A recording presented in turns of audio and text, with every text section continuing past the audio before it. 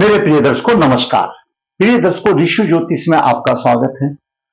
ऋषि ज्योतिष सबसे पहले तो आपको धन्यवाद देना चाहता है कि आप मेरे वीडियो बड़ी उत्सुकता से देख रहे हैं। आशा करता हूं आगे भी देखते रहेंगे। बाकी दिन की तरह आज की कुंडली में कुछ अलग से है। मैं आपको कहूंगा, आग्रह करूंगा कि वीडियो को अंत तक देखें और बहुत ही लाभप्रद वीडियो है। हम देखते हैं कि घरों में कभी कभी जातक को हमेशा बीमार रह जाता है और कितना भी लाख इलाज कराओ बीमारियां ठीक नहीं होती है।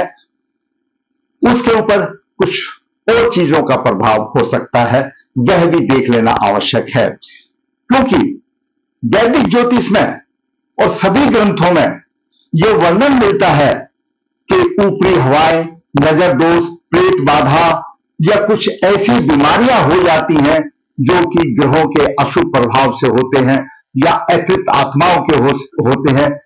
तो उनमें सबसे बड़ा कारण राहु, केतु और शनि बनता है। अन्य ग्रंथों में भूत, प्रेत, जिन आदि का ज्योतिष विज्ञान में वर्णन मिलता है, उसमें यह कहा गया है कि जो गुरु है, हम जिसको सात्विक ग्रह मानते हैं, अगर हमारा गुरु के डिस्टर्ब हो तो वह पितृदोष का कारण बनता है। शनि अशुभ स्थान में हो तो यम दोष का बनता है। चंद्रमा और शुक्र जल देवी दोष का बनता है। आप हमेशा देखते हो, बड़े आदमी कहते थे जल में दोष कर्म में किया, यानी जल में दोष कभी नहीं बताना चाहिए। और कभी कभी ऐसी शिकायतें भी मिलती हैं जहां पर हम अपना लघु शंका आदि कर देते हैं तो वो भी दोष लग जाता है। वह जल देवी का दोष होता है, वह भगवान का दोष होता है। और राहु सर्प दोष का कारण बनता है, प्रेत दोष का कारण बनता है। मंगल शक्ति दोष का बनता है। मंगल को ग्रामीण देवता बोला गया है। पहले जमाने में जब हमारे बड़े बूढ़े कहानियां सुनाते थे तो कहते थे रात को जो लोकल देवता है गांव का चारों तरफ चक्कर लगाता है, वही एक रूप शक्ति का आ जाता है। सूर्य देव देवताओं के दोष को प्रतिनिधि करता है और बुध कुल देवता का है। लेकिन हम साधारण तौर पर जब भी हम बात करते हैं, किसी की कुंडली देखते हैं, हम एक ही शब्द बता देते हैं कि पितृदोष। पितृदोष में बहुत कुछ आ जाता है। पितृदोष में बहुत कुछ आ जाता है। पूर्व जन्म के अशुभ कर्मों का भी आ जाता है और अतृप्त आत्माओं का भी आ जाता है। और आपके पारिवारिक जो अतृप्त आत्माएं होती है जिनकी मुक्ति नहीं होती, वो सब एक पितृदोष में एक सारे सब कुछ समाधान में आ जाता है। इसके ऊपरी हवा के या पेट बाबा बोलो या नजर बोलो या करा कराई टोटका भी बोलो या जैसे बोलो कोई चौराहे में पैर आ गया, कुछ भी बोलो, सबका भावार्थ एक ही आ जाता है। इसके जनक हैं, कारक हैं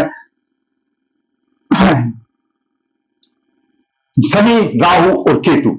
ऊपरी हवा के कारक हैं। कारक ये जो ग्रह है, जब किसी व्यक्ति के लगन जो हमारा शरीर है, लगन जो हमारा शरीर है उसको प्रभावित करता है। गुरु जो हमारा ज्ञान है, गुरु को प्रभावित करता है। और साथ साथ धर्म त्रिकोण प्रथम भाव, पंचम भाव, नवम भाव आता है, इनको भी प्रभावित करता है। और द्वैत स्वभाव राशियां मिथुन, कन्या, धनु और मीन राशियां, ये द्वैत स्वभाव राशियां मानी गई है, इनके ऊपर भी इनका प्रभाव होता है। तो उस व्यक्ति में ऊपरी हवा आने के चांस होते हैं, संभावना होती है। और भी कई छोटे मोटे योग हैं।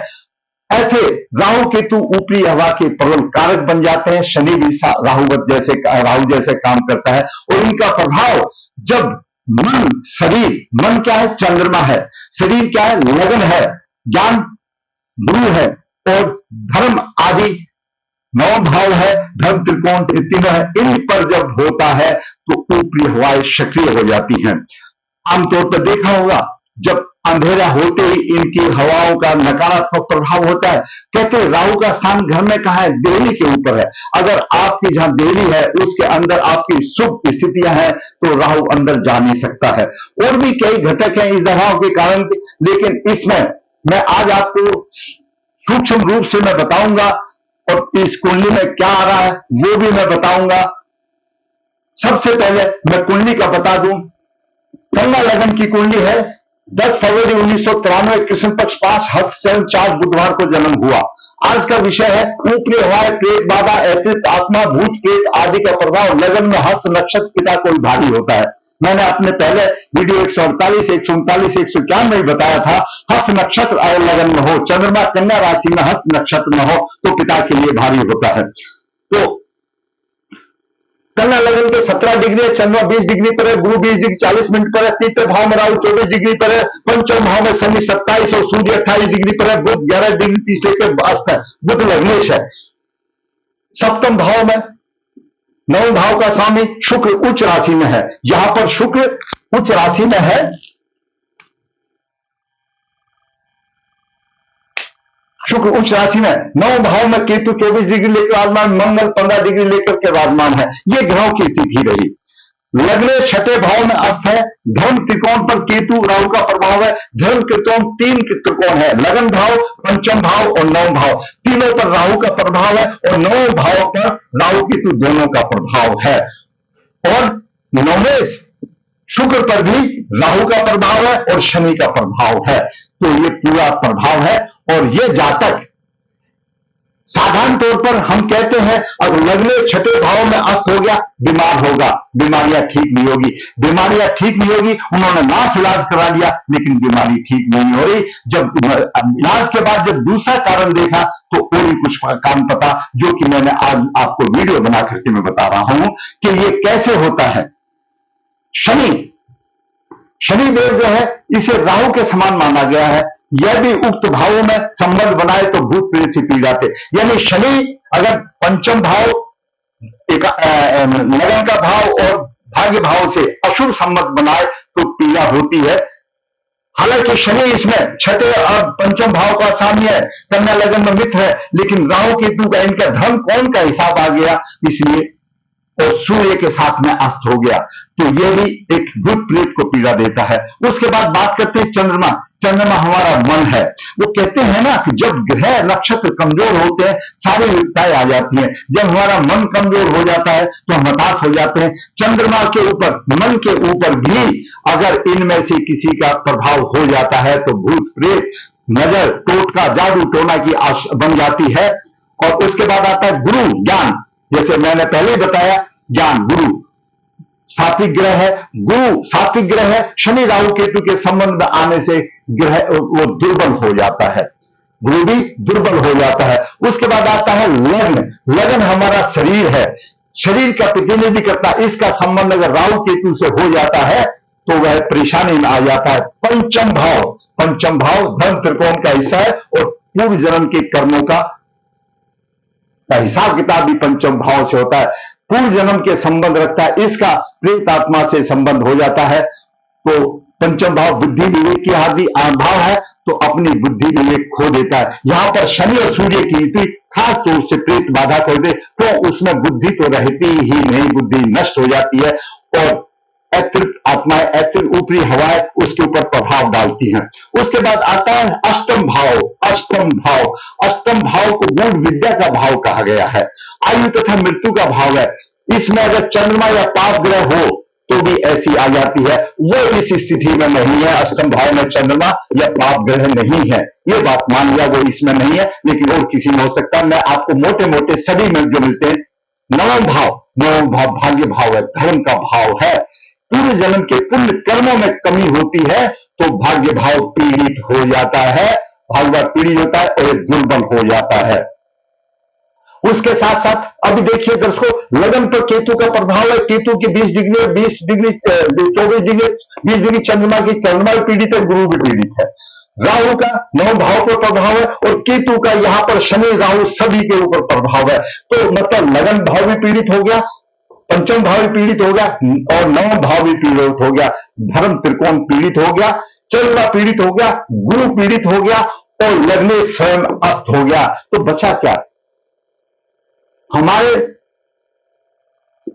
देखे घूमते एक सब बीमारी ठीक नहीं होती। बीमारी तो वो छठे भाव में आ गई है, लेकिन कारण वो है बीमारी का, उसके अंदर अटैक, उसका प्रभाव किसी दूसरी आत्मा का प्रभाव है। तो ये सारी बातें जब ये हमारे भाव जो मैंने आपको 9 भाव, अष्टम भाव, पंचम भाव बताए, ये सारे कारक हो जाते हैं, उस तरह से जातक परेशान हो जाता है। इसके साथ साथ वार भी प्रभाव देता है। ये जब ऐसे योग होते हैं तो कौन से शनिवार, मंगलवार, रविवार को ज्यादातर ये केस देखे जाते हैं। आदमी जाता है इधर उधर, चौराहे पर बोलता है चौराहे में पैर आ गया, कुछ और आ गया, किसी जगह पे बाथरूम कर दिया तो वहां का देवता आ गया, तो उसमें वार मंगलवार रविवार को भी इनकी आशा रहती है। तिथि, तिथि भी रिक्ता तिथि, चतुर्थी, चतुर्थी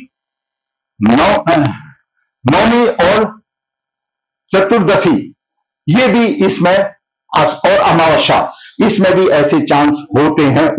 अगर पुण्य में योग है तो ऐसे दिन और ऐसी तिथि को होने की आशंका रहती है। बात यहीं तक नहीं रह जाती, अगर वायु संगी नक्षत्र हो तो उसमें भी हो जाता है। योग, हम बोलते हैं योग करण, उनको कोई नहीं ध्यान से ऐसे देखता, बस हाँ ठीक है आगे चलो क्या है।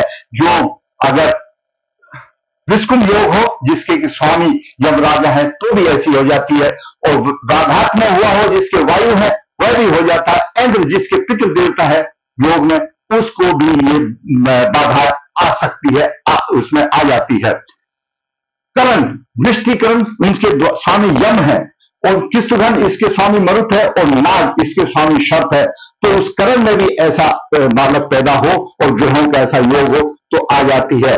दशाएं मुक्त है, कब दशा में जाता है तो दशाएं भी प्रभाव डालती है। शनि राहु अष्टमेश या राहु केतु आदि की दशाओं में ये अक्सर आ जाते हैं।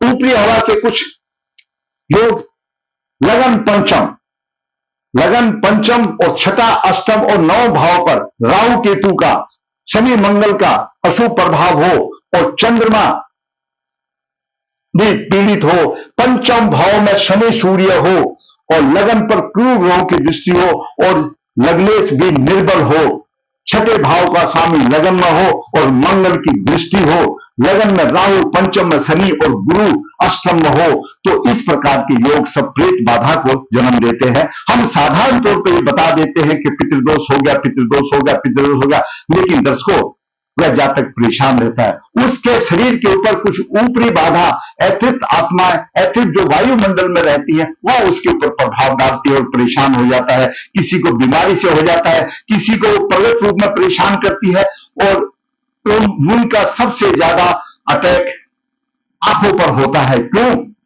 हमारी दोनों आंखों के कारक सूर्य और चंद्रमा है, और ये सारी जो शक्तियां हैं, अतिरिक्त शक्तियां हैं, अशुभ शक्तियां हैं, ये सूर्य चंद्रमा के ऊपर राहु रहती है, सबसे पहले आंखों पर अटैक होता है। ये उसके लक्षण कुछ होते हैं इस तरह से। तो आपने देखा होगा जब किसी को ऐसा हो जाता है, कोई किसी का धुआं देता है, कुछ ही देता है, तो ये सारी चीजें होती है। और ऐसे जातक में हो जाता है तो लाख इलाज करा लो, वो शक्तियां बोल के नहीं देती, चुपचाप रहता है, और जो जातक भी चुपचाप रहता है लेकिन उसका स्वास्थ्य कमजोर होता चला जाता है। लेकिन उसका उपाय के साथ साथ ग्रहों का आकलन करना चाहिए। क्या ग्रहों की ऐसी स्थिति तो नहीं है?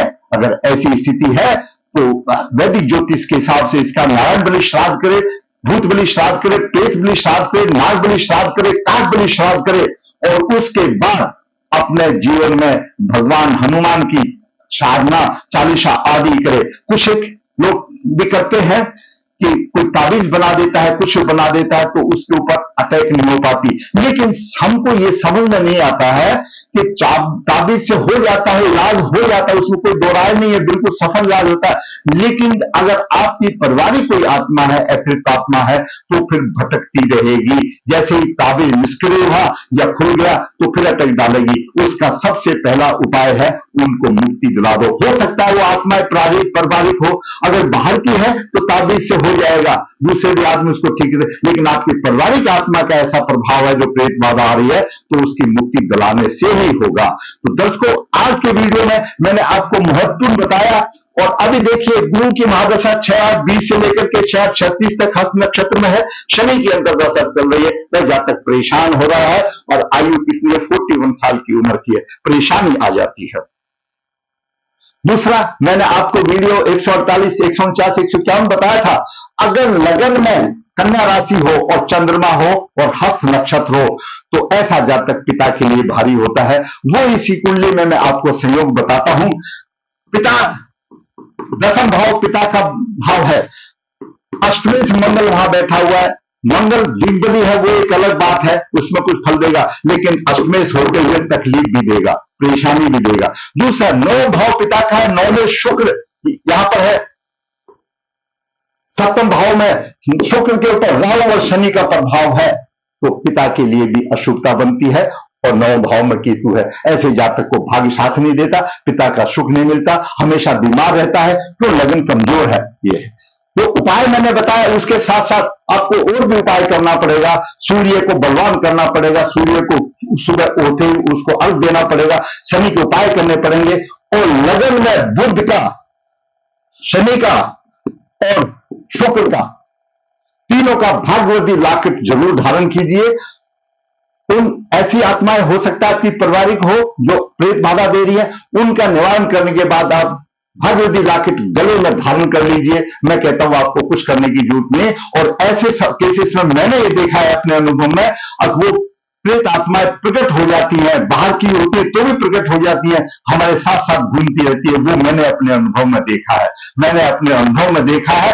तो आपको ऐसा करने से इलाज के साथ साथ ये करना जरूरी है।